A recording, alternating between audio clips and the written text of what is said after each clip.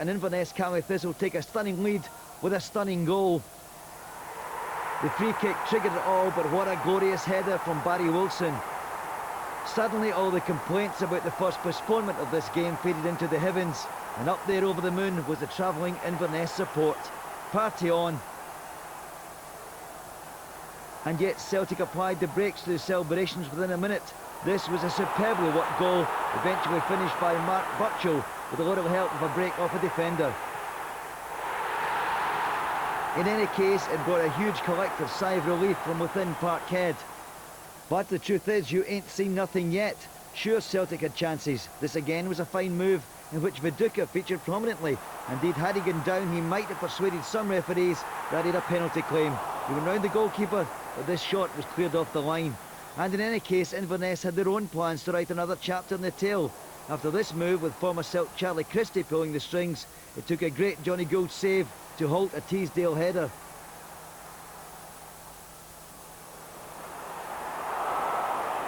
Slowly but surely, the mood of the Celtic support was changing.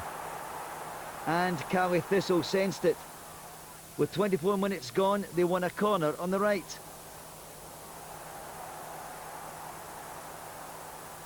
Gould tried to organise his defence. Tope was swung in the corner, Bobby Mann won the header, and Lubomir Moravchik diverted the ball beyond Gould. It was all beginning to register on the Richter scale.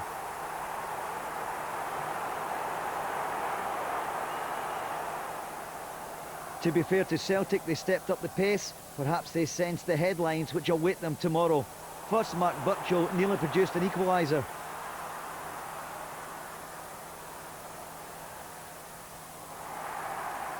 And then, as Celt stayed patient and played the passing game, Mark Viduka might have produced something. But what a save from Jim Calder.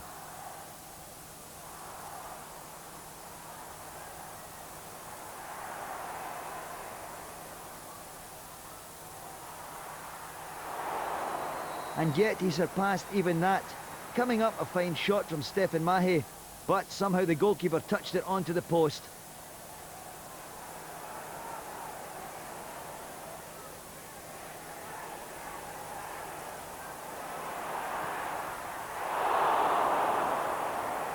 Mahey was again involved, but when Berkovic's superb pass put him in, the suggestion from the Inverness players was that the Frenchman had taken a dive.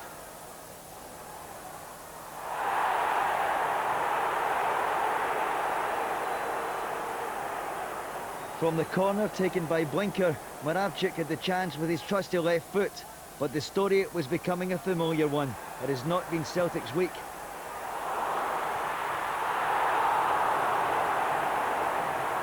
And Oliver Tebele, freed from a compound in the Ivory Coast, could not produce another get-out-of-jail-free card.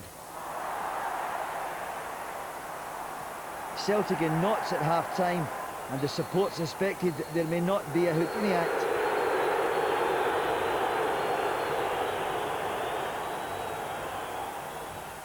Little changed after the break. Celtic pushed forward, another chance was created, and Calder, who played as a forward the last time Inverness Caley played at Celtic Park, read the script. This time it was Burchell who was denied. Viduka was replaced by Ian Wright at half-time, and Inverness were definitely sensing the pressure. But when they made a break, Celtic were up to the counter-attack. Gould with a long throw. Berkovic sets up Moravchik, but he misses the target.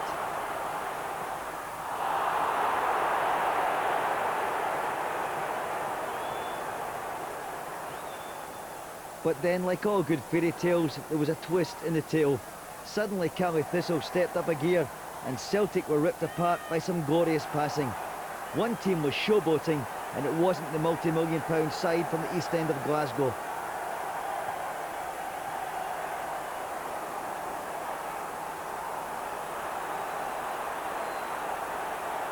Celtic were being pulled apart, surrendering the ball like they were playing Europe's elite.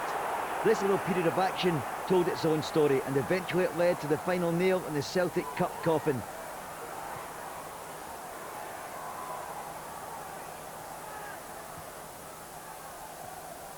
Barry Wilson brought down by Reggie Blinker. And Caley Thistle presented with the chance to blow the pre-match forecast sky high. Paul Sheeran takes a penalty. 3-1, and Inverness Caley Thistle are in paradise in more ways than one. For Celtic, it was hell. They continued to huff and puff, but they couldn't blow down the hero of the night, goalkeeper Jim Calder. This result will haunt the Parkhead club for years, but tonight belongs to the Highlands.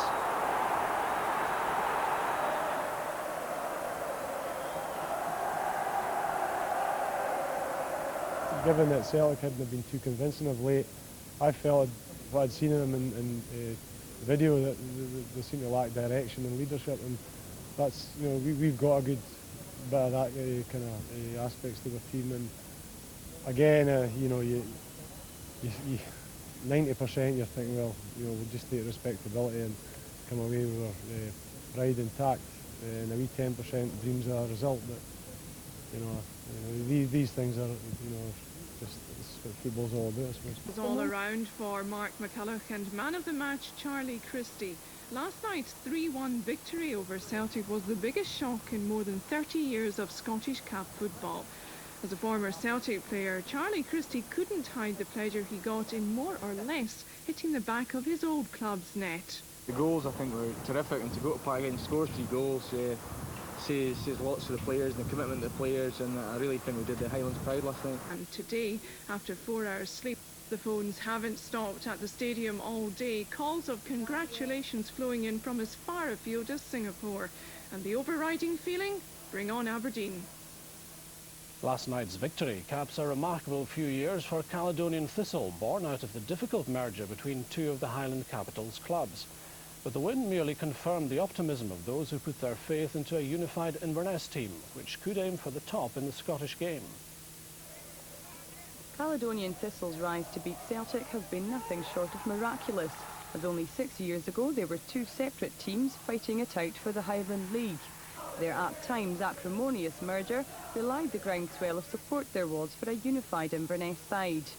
They entered the league in 1994 with high hopes, but their initial period was a struggle.